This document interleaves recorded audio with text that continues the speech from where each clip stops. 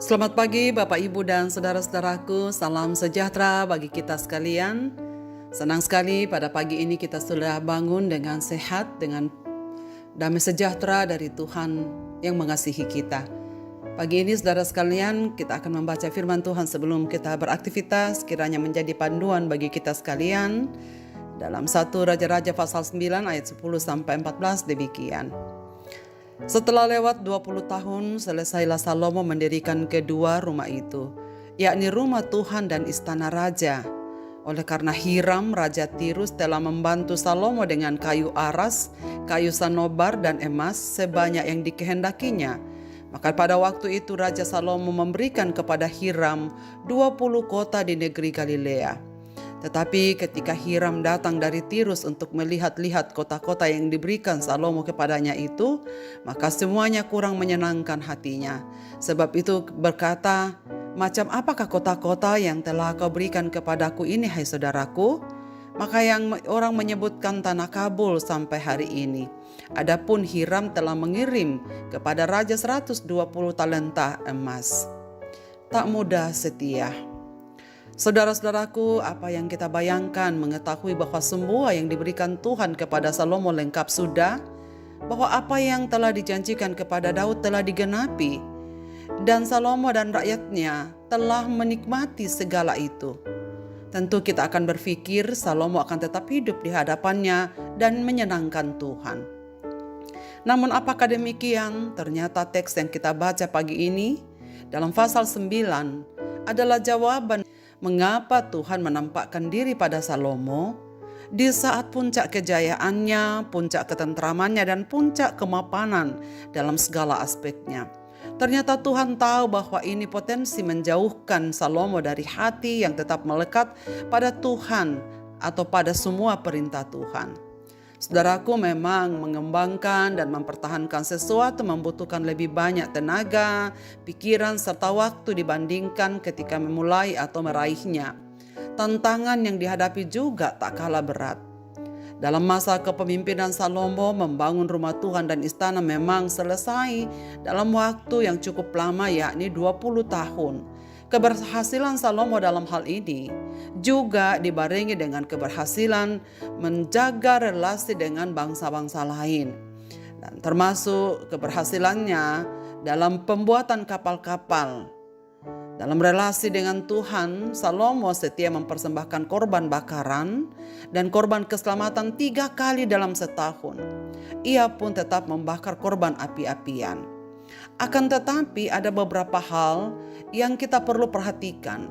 Salomo turut menghadiahkan 20 kota sebagai wujud apresiasi atas bantuan Raja Hiram bagi terlaksananya pembangunan rumah Tuhan dan istana raja.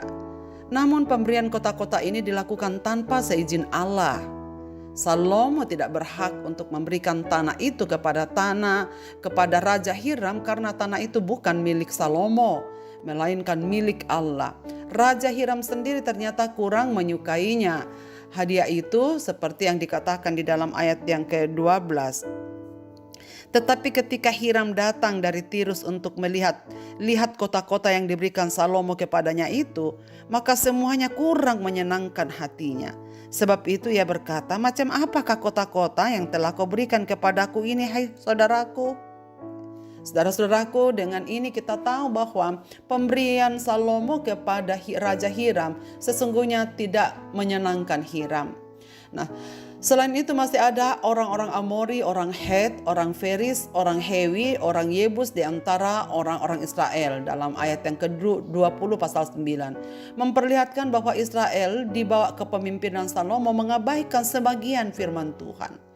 Tetapi dari kota-kota bangsa itu diberikan Tuhan Allahmu kepadamu menjadi milik pusakamu. Hal ini dituliskan dalam Ulangan pasal 20 ayat 16-17. Janganlah kau biarkan hidup apapun yang bernapas, melainkan kau tumpas sama sekali, yakni orang Het, orang Amori, orang Kanaan, orang Feris, orang Hewi, dan orang Yebus, seperti yang diperintahkan kepadamu oleh Tuhan Allahmu, supaya mereka jangan mengajar kamu berbuat sesuai dengan segala yang kekejian yang dilakukan mereka bagi Allah mereka, sehingga kamu berbuat dosa kepada Tuhan Allahmu. Saudara sekalian, ayat ini menjadi pegangan orang Israel sebelumnya, bahwa suku-suku yang ada di negeri Kanaan itu memang harus ditumpas habis. Tapi ternyata kita temukan dalam pasal 9 ini, Salomo membiarkan mereka hidup untuk dijadikan sebagai pekerja rodi. Hal lain yang perlu dicatat adalah pembangunan rumah bagi istri Salomo, yang merupakan anak Firaun yang dijelaskan di dalam ayat yang ke-24 dalam pasal 9 ini. Mengapa istrinya tidak tinggal saja bersamanya? Saudara, alasannya kita lihat di dalam 2 Tawarikh pasal 8 ayat 11. Tidak boleh seorang istriku tinggal dalam istana Daud, kata Salomo. Karena tempat-tempat yang telah dimasuki tabut Tuhan adalah kudus. Ini memperlihatkan bahwa Salomo menjalankan perkawinan yang salah, menjalankan perkawinan yang tidak dikehendaki oleh Tuhan. Karena memang Tuhan menghendaki kaum Israel tidak menikah dengan bangsa-bangsa asing, apalagi menikah dengan yang berbeda keyakinan, dengan alasan supaya tidak mempengaruhi Salomo dan rakyatnya untuk tidak menyembah kepada Allah seutuhnya. Semua ini menjadi celah bagi Salomo untuk tidak taat pada seluruh perintah Tuhan.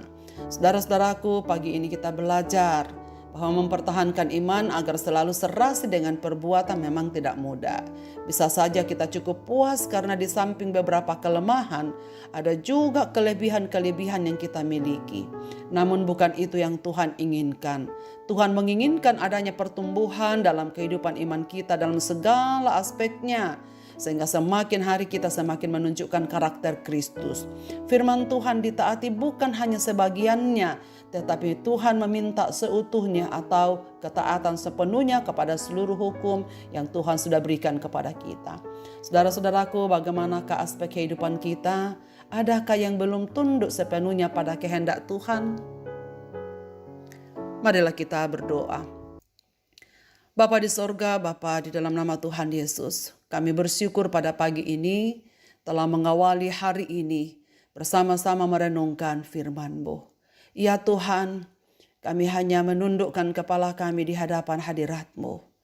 Betapa mudahnya manusia tidak setia kepada Tuhan.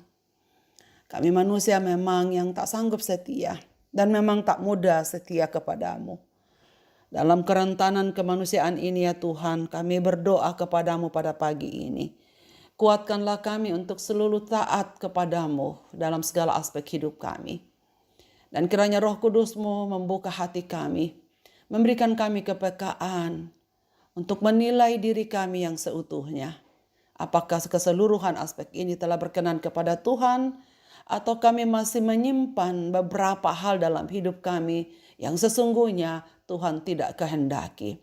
Kiranya Roh Kudus menolong kami, supaya kami mampu membawa hidup kami dengan segala aspek hidupnya tunduk kepada Tuhan.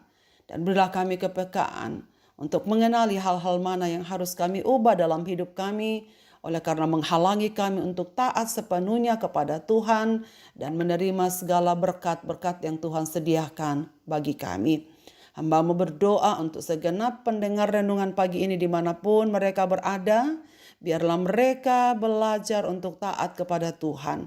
Belajar dari kehidupan Salomo bahwa kami harus selalu waspada dan tidak memberi celah bagi apa yang Tuhan kehendaki kami tarik masuk di dalam kehidupan kami.